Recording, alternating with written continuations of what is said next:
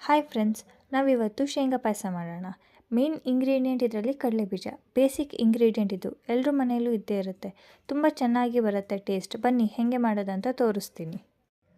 200 gram ಅಷ್ಟು ಕಡಲೆಬೀಜನ ಹುರ್ಕೊಂಡು ಸಿಪ್ಪೆ ತಕ್ಕೊಳ್ಳೋಣ. ಮಿಕ್ಸಿ ಜಾರಲ್ಲಿ ಹುರ್ಕೊಂಡಿರೋ ಕಡಲೆಬೀಜ, 1 ಕಪ್ ತೆಂಗಿನಕಾಯಿ ತುರಿ, 4 ಇಂದ 5 ಏಲಕ್ಕಿ, 1 ಸ್ಪೂನ್ ಗಸಗಸೆ, 1 ಕಪ್ ನೀರು ಹಾಕ್ಕೊಂಡು ರುಬ್ಕೊಳ್ಳೋಣ. ತುಂಬ ತೆಳ್ಳಗೆ ಬೇಡ, ಫೈನ್ ಪೇಸ್ಟ್ ಆಗಿರಲಿ ಕನ್ಸಿಸ್ಟೆನ್ಸಿ. ಮೀಡಿಯಮ್ ಸೈಜ್ ಕಪ್ಪಲ್ಲಿ ಅರ್ಧ ಲೋಟ ನೀರು ಹಾಕ್ಕೊಂಡು ಒಂದು ದಬ್ರಿಗೆ 150 ಗ್ರಾಮ್ ಬೆಲ್ಲವನ್ನು ಹಾಕ್ಕೊಂಡು ಕರಗಿಸೋಣ. ಕರಗಿಸಿದ ಬೆಲ್ಲವನ್ನು ನಾವು ಆಮೇಲೆ ಸೋಸ್ಕೋಬೇಕು ಬೇರೆ ದಬ್ರಿಗೆ ಹಾಕ್ಕೊಂಡು. ಸೋಸ್ಕೊಂಡ್ರೆ ಬೆಲ್ಲವನ್ನು ಅದೇ ದಬ್ರಿಗೆ ಹಾಕ್ಕೊಂಡು ಒಂದು 2 ಮಿನಿಟ್ಸ್ ಬಾಯ್ಲ್ ಆಗೋಕ್ಕೆ ಬಿಡೋಣ. ಅದು ಇನ್ನೇನು ಬಾಯ್ಲ್ ಆಗ್ತಾಯಿದೆ ಅನ್ಬೇಕಾದ್ರೆ ನಾವು ಗ್ರೈಂಡ್ ಮಾಡ್ಕೊಂಡಿರೋ ಪೇಸ್ಟ್ನ ಇದೇ ದಬ್ರಿಗೆ ಟ್ರಾನ್ಸ್ಫರ್ ಮಾಡಬೇಕು.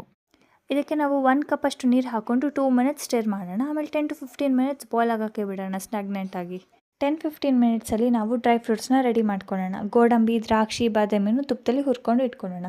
10-15 ಮಿನಿಟ್ಸ್ ಆದಮೇಲೆ ಅದು ಕುದಿಯೋಕ್ಕೆ ಸ್ಟಾರ್ಟ್ ಆಗುತ್ತಲ್ಲ, ಆವಾಗ ನಾವು ಈ ಪಾತ್ರೆಗೆ ಶಿಫ್ಟ್ ಮಾಡೋಣ.